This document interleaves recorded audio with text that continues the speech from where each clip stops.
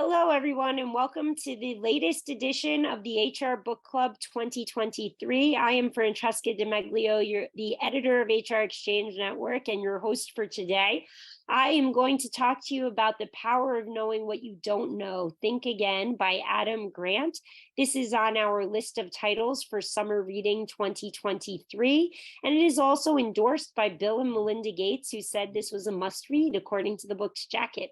And just to give you a little bit of insight into my choice of this book, I have been following Adam Grant for many years. I actually interviewed him before he was the Adam Grant. He was a new professor at Wharton School at University of Pennsylvania, and he had done some research about ethics in business. And I interviewed him for Bloomberg Business Week, where I was a reporter and writer and editor at the time. And anyway, he is a fascinating person. I've been following his career ever since that interview in 2013.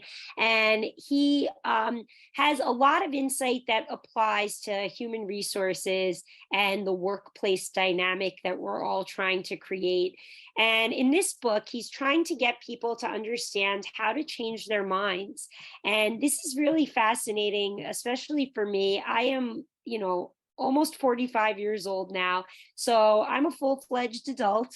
I have two kids and a husband, and I have a really entrenched set of beliefs and ideas, very strong opinions, and they're hard to change. It's very hard to change my mind.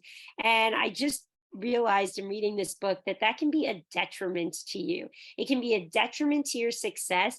And right now, at this very moment of tremendous change, of workplace transformation, at a time when younger people who do have open minds and curiosity still are up and coming, and I have to compete with them, I can't afford to not be willing to change my mind. And so I really thought this book was helpful for that reason on a personal level. He talks about some things that really resonate with me as a woman as well. He mentions that more than half the people have imposter syndrome, and most of those people are high achievers. And I was thinking, oh, yes, I know many of them, and I may fall into the category myself. He also talks about the overconfidence that many white men in North America tend to have.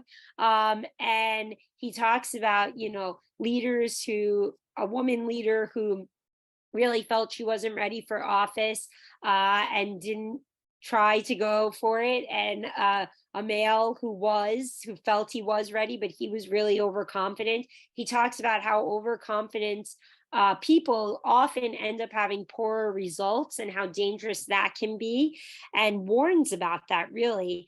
And then he talks about some other things, whether you're overconfident or just have an entrenched set of beliefs, it's very hard to admit you're wrong. And the older you get, I feel like the harder this may become. Um, and so he says, admitting we're wrong is a display of honesty. And that really hit me because I think that's so important for all of you in HR, but all of us really out in the world to remember. It's really hard to admit we're wrong, and it is a display of honesty. And this is a time when more than ever, we are calling for transparency. Employees want transparent employers. They want to know where they stand. They want to know how things are going. And they want to know that the people around them are human too. None of us are perfect. And so I think admitting you're wrong not only is a display of honesty that is much needed in the work world right now, but it's also a humility. It's a way to be one with the people. It's a way for leaders to empathize as well. And so I thought that was really powerful and an important part of the book. Another important part that I really thought all of us should pay attention to is the fact that Adam Grant says the power of those who disagree with you is of the utmost importance. And it really, really is. He brings out the example of Pixar Studios creating The Incredibles, the animated film about a superhero family. And he talks about how the leader grew up with a family that debated each other around the dinner table. And that kind of mentality had the group be formed around people who disagreed with one another rather than getting yes men, which is often the leader's first intuition, first gut instinct. This leader preferred having those who were disagreeing with each other. And they even disagreed on the littlest of details, like the hair that the daughter in The Incredibles would have and the goo of the baby. What do I mean? So Jack Jack has many powers. He's the baby in The Incredibles family. And when they started making the first film, they were arguing about whether Jack Jack could turn to goo and whether that was a good way to go and what that would look like. And they continued that fight for all the years between the first Incredibles and the second Incredibles. And that was a huge amount of time. The Incredibles actually, I think, had 13 years between the first one and the sequel. So in the sequel, you actually see the results of this argument. And Jack Jack does turn to goo in the scene where he fights with the raccoon. This is my kid's favorite scene. Adam Grant points out that his child enjoys this as well. I think it made for a really creative, innovative scene, and it all started with a big disagreement, a big argument. And so that's important. You don't need the yes men, you don't need the bootlickers. You need people who are going to disagree with you to be around you, and that's easy to forget.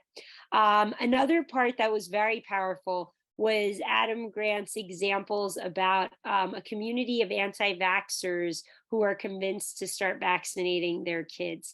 And this was poignant for me. I have a child who's disabled, and there are a lot of people who will not get the COVID-19 vaccine. And both of my kids, both my disabled child and my son, who is, as they say, temporarily abled, they both nearly died of COVID. And so I take to heart when people don't want to get vaccinated for illnesses for which vaccines exist. I know what the consequences can be. Thank God things turned out the way they did for my children, but it really blew me away how the way it was communicated to these families turned their thinking around. It seems often when we see these media reports about it, the anti-vaccine movement, that there is no changing of minds and hearts. And actually there was. This was an entrenched group, and it was a matter of how the doctor approached them, how they used persuasive language, and also softened their approach. Oftentimes, we just end up being on one side or the other. You can think about the Republicans and the Democrats in the country right now, and we take those labels and then it becomes team versus team rather than listening to why the other side feels that way so that you can address what's worrying them, what their concerns are, what their ideas come from, and then you can have a conversation about it. And it's also a mistake that we all have made where we're just like, oh well, they're stupid, they don't know what they don't know science, or they don't know this, and they might take the same position with those of us who are not anti-vaccine. And so really, that's not going to win anyone's heart or mind. You're not going to convince people if you're insulting them. And I think that seems obvious, but it actually bears repeating. And one quote that stood out to me during that conversation was, if you present information without permission, no one will listen to you. And it really struck me. Of course, it's true. If you start just throwing information at people like you know best, and you don't ask them for permission, and you don't listen to what they have to say, you're going to get nowhere. And so these are important things to remember, even as we're negotiating things in business, but also in our personal lives. And another thing that I found really important that I think will help us all as we move forward in our businesses is remembering to get away from results only thinking. And what do I mean by that? Well, Adam Grant talks about how we all get stuck in this way of thinking that requires us to make a certain number. You know, you have to reach a certain figure in sales. You have to reach a certain number of page views for your traffic, for those of us who are writers out there. You have to reach a number of shares and likes on social media. And it's not so great to reward exclusively for results. And this is something that, blew me away, quite frankly, because every organization I've ever worked for has really basically only rewarded for results. When we ask people what their wins are, we're looking for number figures. And, it had me rethinking my approach because in the past, at times, I did say, oh, my win this week was I had a great interview with someone, and I think it's going to really contribute to my article. Or I really had an amazing brainstorming session with my colleague. Or I read an amazing book that's going to change my way of thinking, a la this week. And not necessarily a result that was a big win, but something else. And he says, quote, exclusively praising and rewarding results is dangerous because it breeds overconfidence and poor strategies, incentivizing people to keep doing things the way they always have done them. That's right. It's going to make you continue to work in the same way you always had. There's no outside the box thinking, there's no creativity because you're just looking to reach that number rather than, having the interview and seeing where it goes, or writing a story in a different way than you've ever written it before, and seeing if that gets traffic. Maybe that will be the one to go viral. You never know. Anyway, I thought that was all great, but what really is going to stick with me about this book are some of the tidbits he shares that are just practical, good old fashioned advice. He quotes Chris Rock as saying, tell kids the truth. You can be anything you want to be as long as you're good at it and they're hiring.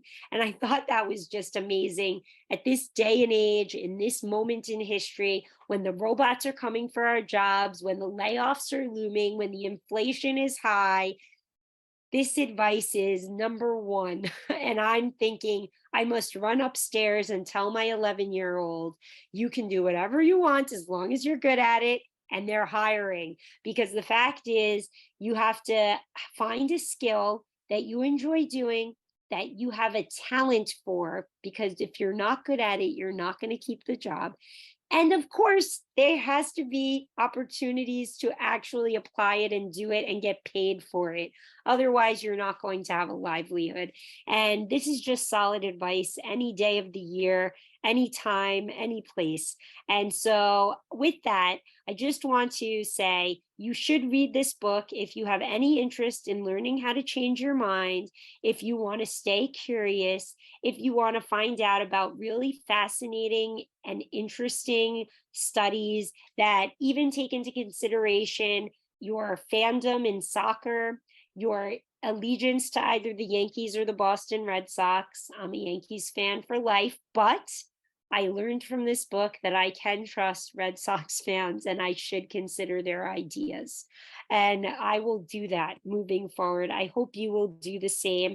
I hope you will join me for the future editions of HR Book Club 2023. Check out the summer reading list. Read some of these books and get in touch with me and let me know what you think. Let us know if you have tips for changing your mind, stories that relate to this book.